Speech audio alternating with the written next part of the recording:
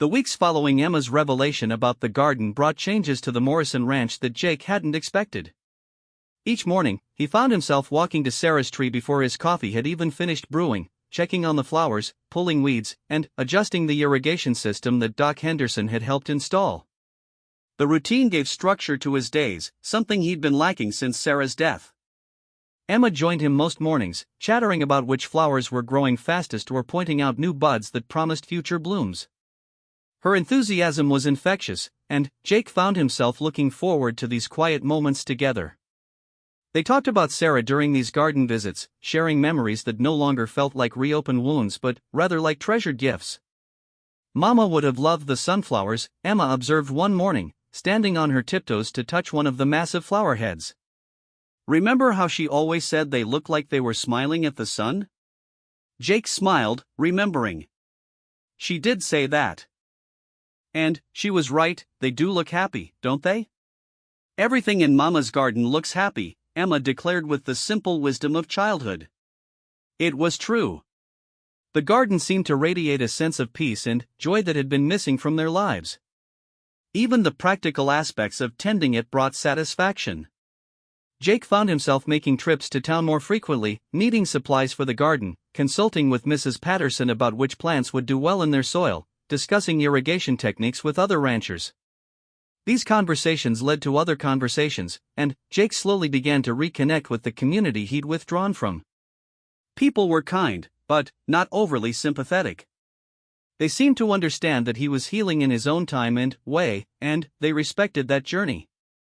It was during one of these trips to town that Jake first heard about the troubles brewing at the Hastings place. Word is, Marcus Hastings is in serious debt, Tom Patterson mentioned as Jake paid for a bag of fertilizer at the general store. Bank's been sniffing around, and you know what that usually means. Jake did know. The bank had foreclosed on 3 ranches in the past year, selling the land to developers from back east who had big plans for turning grazing land into something more profitable. It was a story playing out across the West as the old ways of life gave way to progress and profit. How bad is it? Jake asked. Bad enough that he's talking about selling his herd at a loss just to make his next payment, Tom replied, shaking his head. Shane too. The Hastings have been on that land for near 20 years. Jake knew Marcus Hastings by reputation, a good man who'd had a run of bad luck. A harsh winter had cost him a significant portion of his herd, and a dry summer had left his remaining cattle underfed and his hay crop nearly worthless. It was the kind of cascade of misfortune that could sink any rancher, no matter how hardworking or well-intentioned. As Jake drove his wagon home, he found himself thinking about the Hastings situation. There was a time when he would have immediately looked for ways to help, would have organized the community to support a neighbor in need. But that was before Sarah's death, before he'd retreated into his own grief and isolation. Emma was waiting for him when he arrived home, practically bouncing with excitement. Daddy! Daddy! Come see what happened in the garden. She grabbed his hand and pulled him toward the cottonwood tree, her enthusiasm infectious despite his preoccupied mood. When they reached the garden, she pointed triumphantly at a section of cosmos that had burst into full bloom overnight. Look! They're pink and white, just like Mama's favorite dress. Jake looked where she was pointing and felt his breath catch. The cosmos were indeed the exact shades of pink and white that Sarah had worn to their wedding, a simple dress she'd sewn herself but that had made her look like a princess in Jake's eyes. They're beautiful, little bird, he said softly. Mama would have loved them. I planted them special in that spot, Emma confided. I thought maybe if I planted them where I could see them from the kitchen window, it would be like having a little piece of Mama watching over us while we cook. The simple thoughtfulness of his daughter's gesture hit Jake square in the chest. At 7 years old, she was already showing the kind of caring consideration that had made her mother so special. That's a wonderful idea, he said, kneeling down to her level. I think that might be exactly what Mama would have wanted. They spent the evening working together in the garden, Emma chattering about her plans for expanding the flower beds while Jake listened and offered gentle guidance. As the sun began to set, painting the sky in shades of gold and pink, they sat together on the bench Emma had commissioned, watching the flowers sway in the evening breeze. "Daddy," Emma said quietly, "do you think Mama knows about the garden?" Jake considered the question seriously. He'd never been a particularly religious man, but, since Sarah's death, he'd found himself wondering about such things more often. "I think," he said carefully, "that if love really does change shape like your mama used to say, then, yes, I think she knows. I think maybe she's right here with us, just in a different way than before." Emma nodded solemnly, seeming satisfied with that answer. They sat in comfortable silence for a while, watching fireflies begin their evening dance among the flowers. It was during this peaceful moment that Jake made a decision that would change everything. "Emma," he said, "how would you feel about helping some other folks the way our friends helped us with the garden?" She looked up at him with curious eyes. "What do you mean?" Jake told her about the Hastings family's troubles, explaining the situation in terms she could understand. Emma listened carefully, her brow furrowed with concentration. "So they might lose their ranch?" she asked when he finished. "They might," Jake confirmed. "Unless they can find a way to make enough money to pay what they owe." Emma was quiet for several long minutes, clearly thinking hard. Finally, she looked up at him with that determined expression he'd come to recognize. "Mama always said that when people help each other, everybody wins," she said. "Maybe we could help them like people helped us?" "What did you have in mind?" "Well," Emma said, warming to her subject, "what if we had a big party in our garden? We could invite everybody in town, and they could see how pretty it is, and maybe they could bring food to share, and maybe people would want to help the Hastings family too?" Jake stared at his daughter, amazed once again by her generous heart and practical wisdom.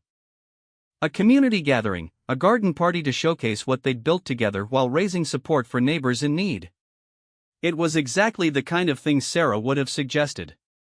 "That," he said, "is a brilliant idea, little bird."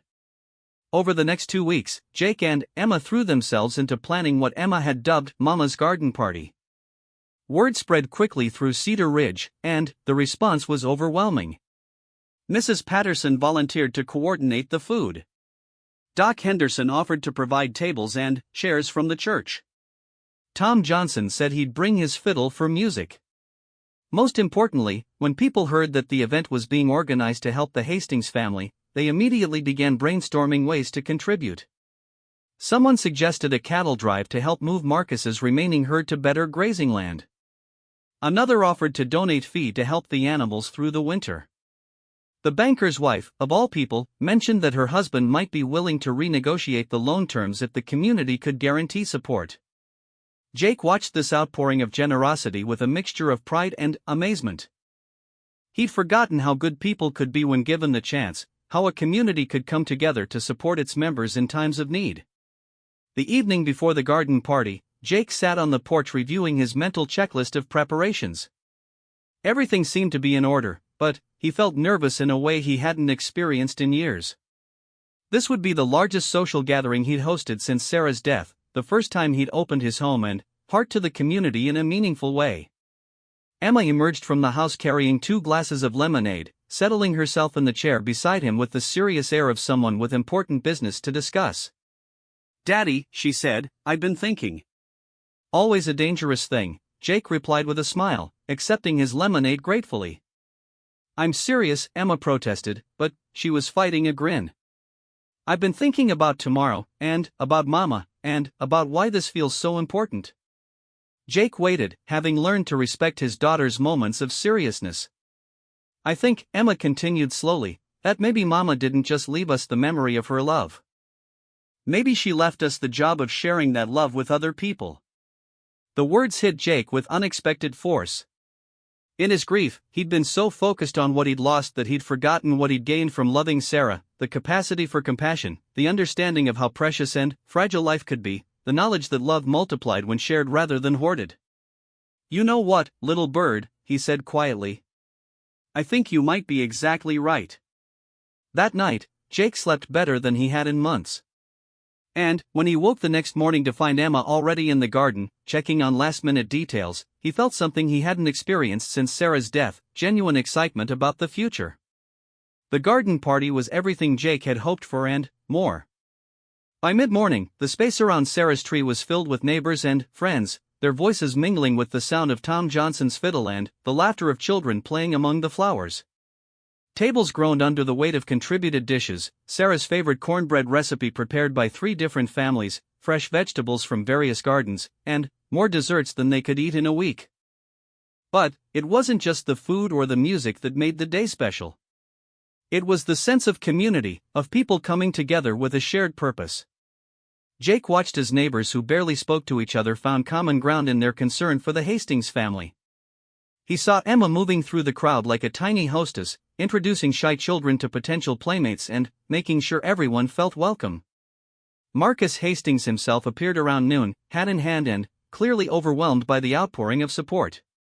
Jake watched as the proud rancher was surrounded by offers of help, not charity, but genuine assistance from people who understood that anyone could face hard times. "This is all because of that little girl of yours," Doc Henderson observed, joining Jake near the edge of the garden. "She's got her mother's heart." "She does," Jake agreed, watching Emma demonstrate proper flower picking technique to a group of fascinated children. "Sometimes I think she understands things about life that I'm still trying to figure out." "Children often do," Doc replied. "They haven't learned yet that some things are supposed to be impossible." As the afternoon wore on, Jake found himself truly relaxed for the first time in recent memory. The combination of the beautiful setting, good food, and genuine fellowship created an atmosphere of warmth and belonging that he'd missed more than he'd realized. It was during a quiet moment, as he stood near Sarah's grave marker at the base of the cottonwood tree, that he felt a presence beside him. He turned to find an unfamiliar woman approaching, perhaps in her early 30s, with kind eyes and a gentle smile. "Mr. Morrison," she said hesitantly. "I'm sorry to intrude. I'm Catherine Walsh, the new schoolteacher. I wanted to thank you for organizing this wonderful event." Jake shook her offered hand, struck by the warmth of her greeting. "It was actually Emma's idea," he said. "She's the one who deserves the credit." "She's a remarkable little girl," Catherine agreed. "I've only known her a few weeks, but she's already made quite an impression. She has a way of bringing out the best in everyone around her." There was something in Catherine's tone, a note of understanding, that made Jake look at her more closely. Her eyes held a depth that spoke of her own experiences with loss and healing. "Teaching must be rewarding work," he said, genuinely curious. "It is," she replied. "I came here from Denver after I needed a fresh start. Sometimes a change of scenery can help heal old wounds." Jake nodded, understanding completely. Cedar Ridge seems to have a talent for helping people start over.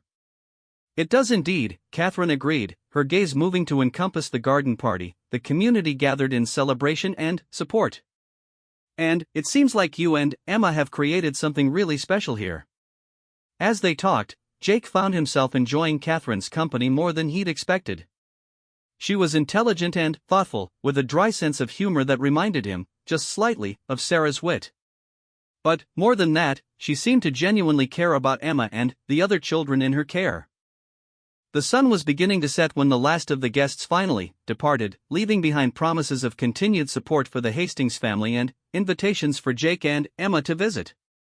As they cleaned up the remnants of the party, Emma chattered excitedly about everything that had happened. "Did you see how many people came, Daddy? And did you hear what Mr. Hastings said about maybe not losing his ranch after all? And did you meet Miss Walsh? She's really nice, and she said I'm one of her best students." Jake smiled at his daughter's enthusiasm. "I did meet Miss Walsh. She seems very nice indeed." "I think Mama would have liked her," Emma said thoughtfully. "She has kind eyes like Mama did." The casual observation caught Jake off guard, but he found it didn't hurt the way such comparisons once had. Instead, it felt like Emma was simply noting another example of goodness in the world, another person worthy of their friendship and care. As they finished cleaning up and headed back to the house, Jake realized that something fundamental had shifted in his perspective. The garden party hadn't just been about helping the Hastings family, though that remained important. It had been about reconnecting with the community, about remembering that healing happened not in isolation but in relationship with others. Most importantly, it had shown him that it was possible to honor Sarah's memory not by preserving his grief like a shrine, but by continuing the work of love and care that had defined their life together. That night, as he tucked Emma into bed, she looked up at him with sleepy but satisfied eyes. "Today was perfect, Daddy," she said. I think Mama was smiling. Jake kissed her forehead, his heart full of gratitude for this wise, generous child who had somehow found a way to lead him back to life. "I think you're right, little bird," he whispered. I think Mama was smiling indeed. As he turned out the light and headed to his own room, Jake felt something he hadn't experienced in 2 years: eager anticipation for tomorrow. There would be more work to do in the garden, more opportunities to help neighbors, more chances to build the kind of community that Sarah had always dreamed of. The future, for the first time since he'd lost his wife, looked bright with possibility. Part 3. The autumn months following the garden party brought changes that Jake could never have anticipated. What had started as a simple effort to help the Hastings family had grown into something much larger, a transformation of Cedar Ridge itself. The success of the community cooperation had inspired other collaborative efforts, and Jake found himself at the center of a revitalization movement he hadn't consciously intended to start. The Hastings Ranch had indeed been saved, but not through charity.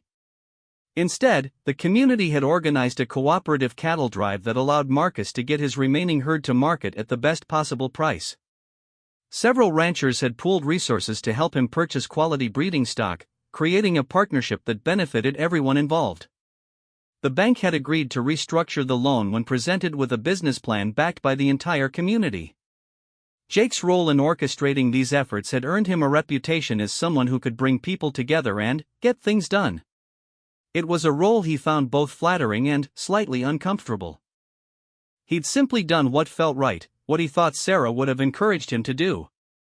Emma continued to be the heart and soul of their small revolution. Her enthusiasm for helping others seemed to inspire everyone she met, and her garden had become a symbol of hope and renewal for the entire town. Visitors came from neighboring communities to see what Cedar Ridge was accomplishing, and several other towns had started their own collaborative projects. But perhaps the most significant change in Jake's life was the growing friendship with Catherine Walsh, the schoolteacher. What had begun as polite conversation at the garden party had developed into regular visits and meaningful discussions about everything from Emma's education to the philosophy of community building. Catherine had her own story of loss and recovery. Her husband had been killed in a mining accident 3 years earlier, leaving her alone in Denver with memories too painful to bear. She'd come to Cedar Ridge seeking the same kind of fresh start that Jake was gradually discovering for himself. Their friendship had developed slowly, built on shared understanding rather than passion, on compatibility rather than desperate need.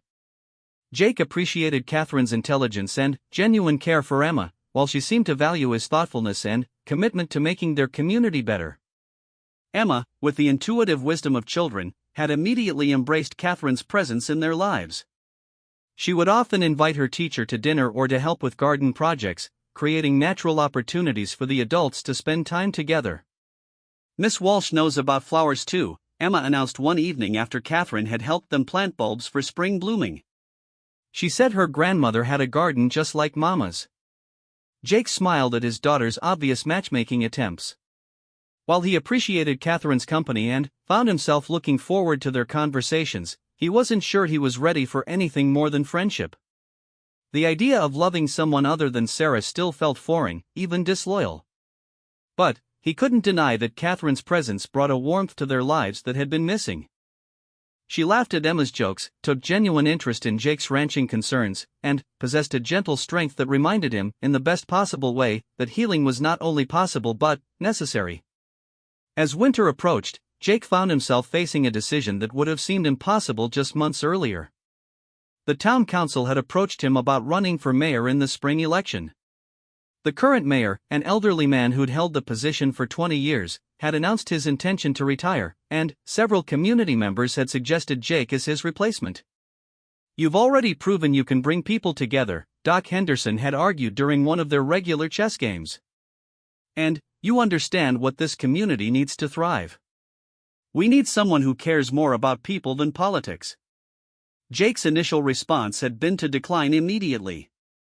He was a rancher, not a politician, and he'd only recently begun to re-engage with community life. But, the more he thought about it, the more he realized that the skills he developed in organizing community support might indeed translate to effective leadership. More importantly, he found himself genuinely caring about Cedar Ridge's future in a way that went beyond his own family's well-being. The town needed someone who understood both the old ways of life and the new challenges they faced. Someone who could help them adapt without losing their essential character. Emma, when he finally broached the subject with her, was characteristically direct in her response. "Do you want to help more people?" she asked, looking up from the arithmetic homework Catherine had assigned. "I think I do," Jake admitted. "Then, you should do it," Emma declared with 7-year-old certainty. "Mama always said that when you can help, you should help." It was, Jake reflected, exactly what Sarah would have said. The decision to run for mayor seemed to catalyze other changes in Jake's life. He found himself spending more time in town, attending meetings, discussing issues with constituents, and learning about the complexities of local government. The work was challenging but satisfying, giving him a sense of purpose that extended beyond his own grief and recovery. Catherine proved invaluable during this time, helping him understand the educational needs of the community and offering insights into the challenges facing families with children. Their friendship deepened as they worked together on various projects, and Jake began to realize that what he felt for her was growing into something more than simple companionship. The revelation came during a quiet evening in December. Catherine had joined them for dinner, as had become her custom twice a week, and was helping Emma with a school project about local history. Jake watched from the kitchen as the two of them worked together, Catherine's patient explanations and Emma's eager questions creating the kind of domestic harmony he'd thought was lost forever. The sight didn't make him miss Sarah less, but it made him realize that his heart had room for more than one kind of love. Sarah's love remained a constant, a foundational part of who he was.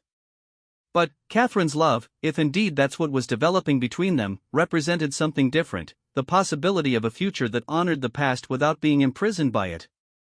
That evening, after Emma had gone to bed, Jake and Catherine sat on the porch despite the cold, wrapped in blankets and sharing a pot of coffee. "Jake," Catherine said quietly, "can I ask you something?" "Of course." "Do you ever feel guilty about being happy?" The question caught him off guard, but he recognized the sentiment immediately. "Every day," he admitted. "Sometimes I catch myself laughing at something Emma said, or enjoying a conversation with you, and there's this voice that asks how I can be happy when Sarah isn't here to share it." Catherine nodded, her breath visible in the cold air. "I know exactly what you mean. Sometimes I think Thomas would want me to move on, to find happiness again. But then, I wonder if finding happiness means forgetting him, and I don't want to do that." "I don't think," Jake said slowly, "that it has to be one or the other. Emma taught me something about that with her garden. She didn't create it to replace Sarah or to forget her grief. She created it to give that grief somewhere beautiful to live." Catherine was quiet for a long moment, considering his words. "That's a beautiful way to think about it." "I'm still figuring it out myself," Jake admitted. "But I'm starting to believe that maybe the best way to honor someone we've loved is to keep loving, not the same love, but new love, different love, love that grows from the foundation they helped build in our hearts." They sat in comfortable silence after that, each lost in their own thoughts but warmed by shared understanding. When Catherine finally rose to leave, Jake walked her to her horse, as had become his custom. "Jake," she said as she prepared to mount, "whatever happens between us, I want you to know that knowing you and Emma has been one of the greatest gifts of my life. You've both helped me remember that it's possible to be grateful for what we've had while still hoping for what might come." Jake felt something shift in his chest, a loosening of tension he'd carried for so long he'd forgotten it was there. "Catherine," he said, reaching for her hand, "I'd like to talk more about what might come. When you're ready. When I'm ready. When we can both be sure we're choosing each other not out of loneliness, but out of genuine affection." She smiled, squeezing his hand gently. "I'd like that too." As winter deepened, Jake threw himself into his mayoral campaign with an energy that surprised everyone, including himself. His platform was simple: continue the collaborative approach that had saved the Hastings Ranch, focus on sustainable development that preserved the community's character, and ensure that Cedar Ridge remained a place where neighbors looked out for each other. The campaign became a community effort in itself. Emma designed campaign posters with the help of her classmates, featuring drawings of the garden and slogans like "growing together" and "planting seeds for the future." Catherine organized town halls where residents could discuss their concerns and priorities. Doc Henderson served as an informal campaign manager, using his decades of relationships to build support. But it was the garden itself that became Jake's most powerful campaign symbol. Throughout the winter months, even as the flowers died back and the beds lay dormant, people continued to visit Sarah's tree. They came to remember their own losses, to find peace in the quiet beauty of the space.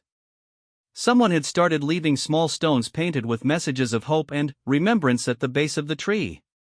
Others brought offerings, wildflower seeds for spring planting, small wind chimes that created gentle music in the breeze, hand-carved wooden markers with uplifting quotes.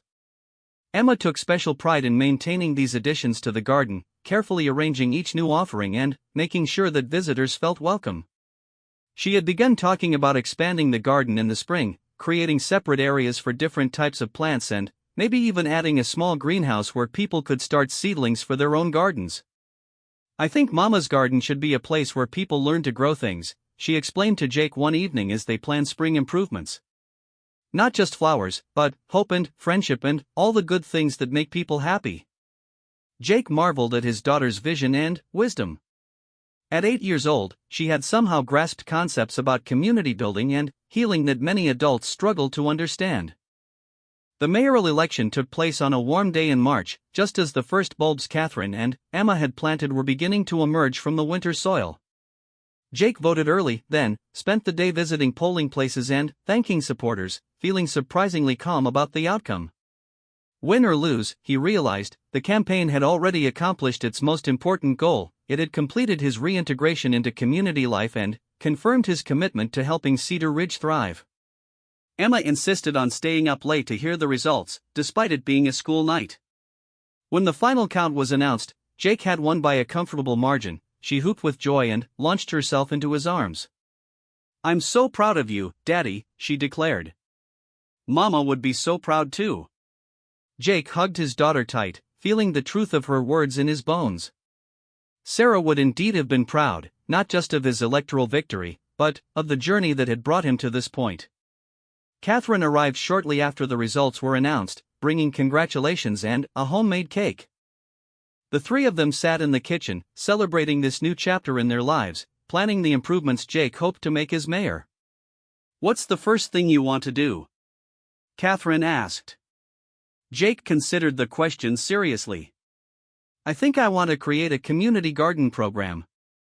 Give people who don't have land a chance to grow their own flowers and vegetables. Maybe organize workshops where experienced gardeners can teach beginners." "That's perfect," Emma said, beaming. "We could use Mama's garden as the teaching center." As they talked late into the night, planning projects and dreaming about the future, Jake felt a deep sense of contentment settle over him. This wasn't the life he'd planned with Sarah, but it was a good life nonetheless, a life built on the foundation of love she'd helped him create, extended now to encompass new relationships and responsibilities. The following morning, Jake woke early and walked to the garden as had become his custom. The spring bulbs were pushing through the soil with determined optimism, promising another season of beauty and growth. He sat on the bench Emma had commissioned, drinking his coffee and watching the sunrise paint the sky in shades of gold and pink. As he sat there, he felt Sarah's presence not as a source of sadness, but as a gentle blessing on the life he was building. Emma was right, love didn't die when people did. It just found new shapes, new expressions, new ways to grow and flourish. Emma emerged from the house as the sun climbed higher, already dressed for school and carrying 2 pieces of toast. "Morning, Daddy Mayor," she said with a grin, settling beside him on the bench. "Morning, little bird," he replied, accepting the offered toast. "Ready for another day of making the world better?" "Always," she said, and Jake could hear Sarah's voice echoing in their daughter's confident reply. As they walked back to the house together, Jake realized that the surprise Emma had wanted to show him that day months ago, the garden, the love, the hope for the future, had been even greater than he'd first understood. She hadn't just given him a memorial to Sarah, she'd given him a roadmap back to life. And now, as Cedar Ridge's new mayor, as Catherine's growing companion, as Emma's proud father, he had the opportunity to help others find their own paths from grief to healing, from isolation to community, from the ashes of loss to the promise of new growth. The garden would bloom again this spring, as it would every spring for years to come. And, with each new season, it would stand as a testament to the truth Emma had understood from the beginning, that love, once planted, never truly dies, it just keeps growing, season after season, generation after generation, creating beauty in the most unexpected places. Standing in the doorway of their home, watching Emma gather her schoolbooks while Catherine's approach was signaled by the sound of hooves on the road, Jake Morrison smiled and whispered a quiet thank you to his wife, to his daughter, to the community that had embraced them, and to the future that stretched ahead, bright with possibility. The surprise had indeed been worth closing his eyes for. In the dusty town of Cedar Ridge, where tumbleweeds dance with secrets and the desert wind carries whispers of the past, a little girl's innocent request would change everything her father thought he knew about love, loss, and second chances. Sometimes the greatest surprises come not from the barrel of a gun or the discovery of gold, but from the pure heart of a child who sees miracles where adults see only shadows. The morning sun cast long shadows across the weathered planks of the front porch as Jake Morrison sat in his rickety chair, nursing his third cup of coffee. The bitter liquid had grown cold, but he barely noticed. His weathered hands, scarred from years of ranch work and harder times, gripped the ceramic mug like a lifeline. At 42, Jake looked older than his years, his face etched with lines that spoke of sleepless nights and burdens too heavy for one man to carry. His daughter Emma bounced through the screen door, her blonde pigtails catching the early light. At 7 years old, she possessed an energy that seemed to defy the quiet melancholy that had settled over their small ranch like morning fog. Her bright blue eyes, so much like her mother's, sparkled with mischief as she clutched something behind her back. "Morning, Daddy," she chirped, practically vibrating with excitement. "Did you sleep good?" Jake managed a smile, the first genuine one he'd worn in weeks. Emma had that effect on him, cutting through his darkness like sunshine breaking through storm clouds. "Morning, little bird. What VE you got there?" "Nothing," she said too quickly, rocking back and forth on her heels. "Just, nothing important." Jake raised an eyebrow. Emma had never been good at keeping secrets, especially from him. It was one of the things he loved most about her, her transparent honesty, so different from the duplicity he'd encountered in the adult world. "Aha," he said, setting down his coffee.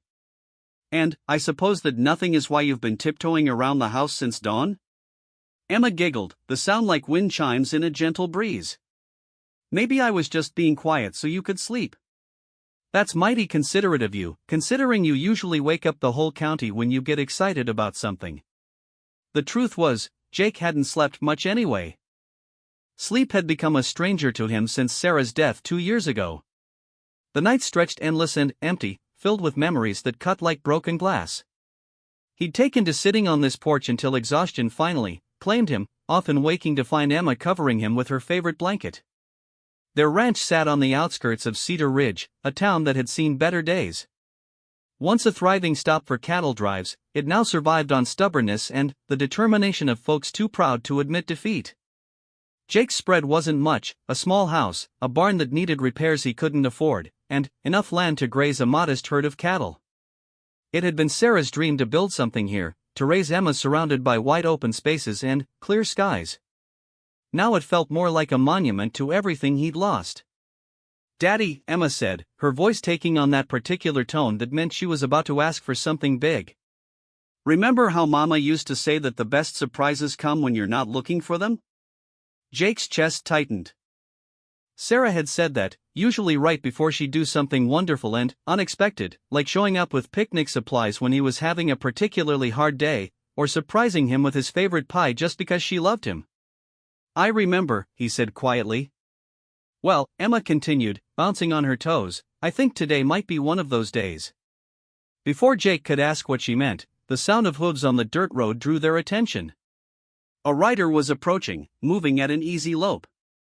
Jake instinctively tensed. Unexpected visitors often meant trouble in these parts, and he'd had more than his share of both lately. The rider resolved into a familiar figure, Doc Henderson, the town's physician and one of the few people Jake still considered a friend. The old man rode with the slightly stiff posture of someone who'd spent more years in a saddle than his bones appreciated, his medical bag secured behind his saddle. "Morning, Jake," Doc called as he reined in his horse near the porch. "Emma, sweetheart." "Hi, Doc."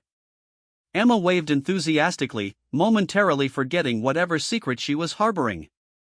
Doc Henderson had been Sarah's physician during her illness, had sat with Jake through those long, terrible nights at the end.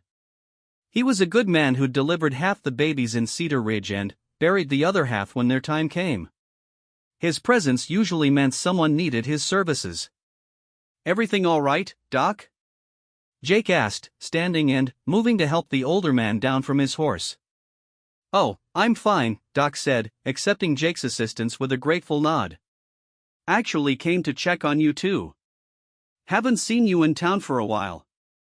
That was true. Jake had been avoiding Cedar Ridge lately, making his necessary trips for supplies quick and efficient. Too many well-meaning folks wanted to offer sympathy he didn't want, or advice he didn't need. Too many reminders of the life he'd planned to build with Sarah. "We've been keeping busy," Jake said diplomatically. Doc's sharp eyes took in Jake's appearance, the weight he'd lost, the hollows under his eyes, the way his shoulders seemed to carry invisible weight. Then, his gaze shifted to Emma, who was practically vibrating with suppressed excitement. "And what about you, Miss Emma?" Doc asked with a smile. "You look like you're about to burst with something." "I have a surprise for Daddy," she announced, then clapped her hands over her mouth as if she'd revealed a state secret. "Do you now?" Doc chuckled. "Well, I certainly hope I get to see this surprise." "I do love a good surprise." Jake felt a familiar pang of worry. Emma's surprises could range from harmless to mildly catastrophic. The last time she'd had a surprise, he'd found her trying to teach their old mare to dance, which had resulted in him spending half a day repairing fence posts. "Maybe we should save the surprise for later," Jake suggested carefully. "No," Emma said quickly, then softened her tone. "I mean, it's not that kind of surprise, Daddy. It's different."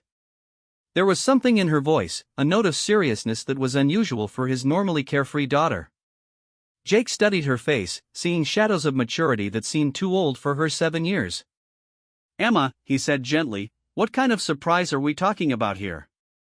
She looked down at her feet, suddenly shy. "The kind that might make you happy again." The words hit Jake like a physical blow. He'd thought he'd hidden his grief better, had believed that his efforts to maintain normalcy for Emma's sake had been successful. Apparently, children saw more than adults gave them credit for. "Sweetheart," he began, not sure how to explain that some kinds of sadness don't just go away with surprises. "Please, Daddy," Emma interrupted, looking up at him with those impossibly blue eyes. "Just trust me, okay? Mama always said that sometimes the best medicine comes in the smallest packages." Doc Henderson cleared his throat softly. "You know, Jake, sometimes children see things we adults miss." "Maybe you should hear her out." Jake looked between his daughter and the old physician, feeling outnumbered and outmaneuvered. Emma's eyes held a kind of hope he hadn't seen since before Sarah's death, and he found himself reluctant to extinguish it, even if her surprise turned out to be nothing more than a drawing or a flower she'd picked. "All right," he said finally. "What did you have in mind?" Emma's face lit up like the 4th of July. "First, you have to close your eyes." "Emma." "Please, Daddy." "You have to close your eyes and let me lead you somewhere." Jake sighed, but found himself smiling despite his reservations. "Where exactly are we going?" "Just to the big cottonwood by the creek. You know, Mama's tree." Jake's smile faded. The cottonwood tree had been Sarah's favorite spot on the property. She'd spent countless hours sitting in its shade, reading, or sewing, or just watching Emma play. After her death, Jake had avoided that part of the ranch. It held too many memories, hurt too much to visit. "Emma, I don't think." "Please," she said again, and there was something in her voice that stopped his protest. "I know it's hard, Daddy. But I really, really need you to see this. And Doc can come too, right, Doc?" Doc Henderson nodded slowly. I'd be honored to accompany you both. Jake looked into his daughter's eyes and saw something there that made his chest ache, a combination of hope and determination and love so pure it took his breath away. How could he say no to that? "All right," he said quietly. "All right, little bird. Lead the way." Emma squealed with delight and grabbed his hand. "But remember, you have to close your eyes when we get close." As they walked across the ranch toward the creek, Jake felt his anxiety building. He hadn't been to Sarah's tree since the funeral, when they'd buried her ashes at its base according to her wishes. The thought of seeing that spot again, of confronting all those memories, made his stomach churn. But Emma's small hand in his was warm and strong, anchoring him to the present. Whatever she had planned, whatever surprise she thought would help, he owed it to her to at least try. She'd lost her mother too, had carried her own grief with a strength that amazed him. The least he could do was trust her with his. The sound of the creek grew louder as they approached, the gentle murmur of water over stones that had always been one of Sarah's favorite sounds. Jake could picture her sitting under the tree, her dark hair catching dapples of sunlight through the leaves, her hands busy with some project while Emma played at the water's edge. "Okay, Daddy," Emma said, tugging on his hand. "This is where you close your eyes." Jake hesitated, his heart pounding. Part of him wanted to turn around, to retreat to the safety of the porch and his cold coffee and familiar melancholy. But Emma was looking at him with such hope, such faith that whatever she wanted to show him would somehow make things better. He closed his eyes. "That's good," Emma said, her voice filled with satisfaction. "Now just let me guide you. Watch out for that root, okay, step up here, almost there." Jake could smell the cottonwood's distinctive scent, could hear the rustle of its leaves in the morning breeze. Memories flooded back, Sarah laughing as Emma tried to climb the lowest branches, the two of them having tea parties in the tree's shade, quiet evenings when they'd sit together watching the sunset paint the sky. "Okay," Emma said, stopping him with a gentle tug. "We're here. But don't open your eyes yet." Jake stood still, acutely aware of the tree's presence, of the sacred ground where his wife's ashes rested. His hands trembled slightly, and he had to work to keep his breathing steady. "Emma," Doc Henderson said softly, "are you sure about this?" "I'm sure," she replied, her voice filled with a confidence that seemed too old for her years. "Daddy, I want you to know that I miss Mama too. Every single day. But I also know that she wouldn't want us to be sad forever." "Sweetheart." "Let me finish," Emma said firmly. "I've been thinking about this for a long time, and I've been working on something special. Something I think Mama would like, and something that might help us remember her in a happy way instead of a sad way." Jake felt tears prick his eyes behind closed lids. His daughter's wisdom and compassion continually amazed him, reminded him that he wasn't the only one trying to navigate this sea of grief. "Mama always said that love doesn't die when people do," Emma continued. "She said it just changes shape, like water becoming clouds becoming rain. And I think I found a way to see Mama's love in a new shape." "Emma," Jake whispered, his voice rough with emotion. "Trust me, Daddy. Please. Can you do that?" Jake nodded, not trusting his voice. "Okay," Emma said, her own voice trembling slightly with excitement and nervousness. "Open your eyes." Jake opened his eyes and gasped. The space around the cottonwood tree had been transformed. What had once been a simple grassy area was now a carefully tended garden, with flowers of every color imaginable planted in neat rows and gentle curves.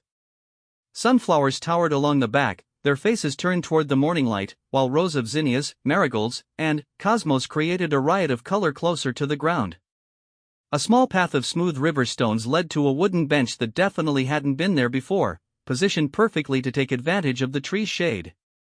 But it wasn't just the flowers that took Jake's breath away. It was the obvious care and planning that had gone into every detail. Someone had spent considerable time and effort creating this beautiful space, and Jake had a pretty good idea who that someone was. "Emma," he said, his voice barely above a whisper. How did you?" "I had help," Emma admitted, grinning. "Mrs. Patterson from town gave me seeds and showed me how to plant them." And Mr. Johnson helped me make the bench during his lunch breaks when he was fixing the Henderson's fence. And Doc brought me fertilizer and tools. Jake turned to look at Doc Henderson, who was smiling with obvious pride. You knew about this? Emma came to me about 2 months ago, Doc explained. Said she wanted to create something beautiful for her mama, something that would grow and bloom instead of just sitting there being sad. I thought it was a fine idea. But how did you do all this without me knowing? Jake asked, still trying to process what he was seeing. Emma looked slightly guilty. I worked on it early in the mornings before you got up, and sometimes when you went to town for supplies. Everyone helped keep it secret because they wanted it to be a surprise. Jake sank onto the new bench, overwhelmed. The garden was beautiful, but more than that, it was alive with love and hope and the kind of thoughtfulness that took his breath away. His 7-year-old daughter had somehow organized half the town to help her create this memorial to her mother, and she'd done it all to try to help him heal. There's more, Emma said shyly, sitting beside him on the bench. Look. She pointed to a small wooden sign partially hidden among the sunflowers. Jake leaned forward to read the carefully painted words, Sarah's Garden, where love blooms forever. And, underneath, in Emma's careful printing, for Daddy, who forgot how to smile. The words hit Jake like a thunderbolt. He looked at his daughter, this amazing little person who had somehow found a way to honor her mother's memory while trying to heal her father's broken heart, and felt something shift inside his chest. For the first time since Sarah's death, the weight he'd been carrying felt a little lighter. Emma, he said, his voice thick with tears, this is the most beautiful thing I've ever seen. She beamed at him, her own eyes bright with unshed tears. Really? You like it? I love it, he said, pulling her into a fierce hug. And I love you, little bird. More than you could ever know. As he held his daughter in the shade of Sarah's tree, surrounded by the beauty she'd created, Jake felt something he'd almost forgotten existed, hope. The garden would need tending, would require daily care and attention. But, for the first time in 2 years, that felt like a promise rather than a burden. Maybe Emma was right. Maybe love really didn't die, maybe it just found new ways to bloom.